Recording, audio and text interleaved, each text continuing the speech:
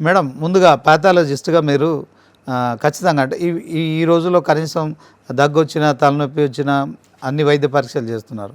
So దాంట్లో ఇక్కడ Rene హాస్పిటల్లో ఇక్కడ అందుబాటులో ఉన్న వైద్య పరీక్షలు ఏమున్నాయి? సో మీరు ఏ రోగాలకు సంబంధించిన వైద్య పరీక్షలు చేస్తున్నారు? ఇక్కడ అన్నీ ఉన్నాయండి. బ్లడ్ టెస్ట్ సంబంధించి సూది పరీక్షలు అంటారు, FNEC సైటాలజీ అంటారు, బయాప్సీలు అంటారు. ఆ టెస్ట్లు అన్నీ ఉన్నాయి. మన CBP జస్ట్ మినిమం CBP అంటే జస్ట్ మనకు జస్ట్ ఫీవర్ వస్తే బ్లడ్ టెస్ట్ నుంచి అన్ని టెస్ట్లు ఇక్కడ ఉన్నాయి. ఇప్పుడు పెద్ద పాప్స్మియర్స్ అంటారు, మనం 30+ వస్తే పాప్స్మియర్స్ చేయించుకోవాలి. ఇప్పుడు మనకి సర్వైకల్ క్యాన్సర్స్ అవన్నీ ఎక్కువ అవుతున్నాయి కదా. ప్యాప్ టెస్ట్ అనేది ఫస్ట్ స్టెప్. మనకి ఏమైనా 30+ అయిందంటే ఇయర్లీ వన్స్ అట్లా కంపల్సరీ చేయించుకోవాలి.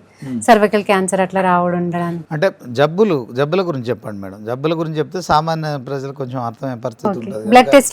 బ్లడ్ టెస్ట్ నార్మల్గా ఫీవర్ వచ్చిన వాళ్ళకి CBP చేస్తున్నారు. ఓకే, CBPలో అన్ని ఫైండ్ అవుట్ అయితే అన్ని ఫైండ్ అవుట్ అవుతాయి. మనకేమన్నా ఒకవేళ బ్లడ్ దాంట్లో 3 రకాల కణాలు ఉంటాయి, RBC, WBC, ప్లేట్లెట్స్ అని. మళ్ళీ ఆ కణాలు ఏమన్నా ఇప్పుడు WBC ఎక్కువ మామూలుగా అయితే మనకు 4,000 నుంచి 11,000 ఉంటాయి. కొంతమందిలో 30,000, 40,000 వెళ్ళొచ్చు. సో అప్పుడు కంపల్సరీ మనం స్మియర్ చూసి ఇంకేమన్నా రక్త కణాల కౌంట్ మనకు ల్యూకేమియా అంటారు, బ్లడ్ క్యాన్సర్ అట్లా ఏమన్నా రూల్ అవుట్ చేసుకో. బాగా ఇన్ఫెక్షన్ ఉన్నప్పుడు కూడా 30,000 to 50,000 వరకు వెళ్తాయి. మనకు మినిమం CBP అన్నట్టు. CBPలో అన్ని మనకు బ్లడ్ సంబంధించింది ఇన్ఫెక్షన్స్ కానీ ఇంకేమన్నా అదేంటి పారాసైట్స్, ఏమన్నా పారాసైట్స్ కూడా మనకి బ్లడ్ టెస్ట్ లో చేయించుకోవచ్చు. మలేరియా కానీ మైక్రోఫైలేరియా అట్లా ఏమన్నా రాత్రిపూట జ్వరం వస్తుంది అంటారు కదా, అప్పుడు ఇప్పుడు మలేరియా మైక్రోఫైలేరియా డిటెక్ట్ చేయొచ్చు. అంటే ఒక పేషెంట్ అనారోగ్యంతో వస్తే మీరు చేసే పరీక్షలు ఏముంటాయి వాస్తవానికి? CBP ఉంటుంది, అంటే యూరిన్ టెస్ట్.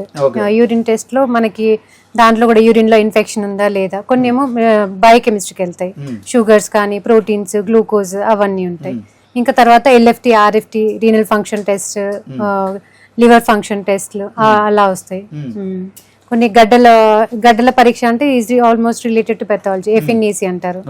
ఇప్పుడు థైరాయిడ్ అయింది అనుకోండి, థైరాయిడ్ నుంచి చిన్న సూది వేసి పరీక్ష చేస్తాము.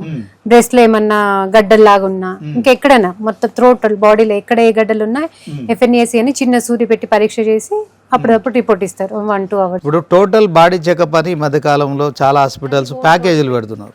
సో దాంట్లో ఏం పరీక్షలు చేస్తారు మేడం?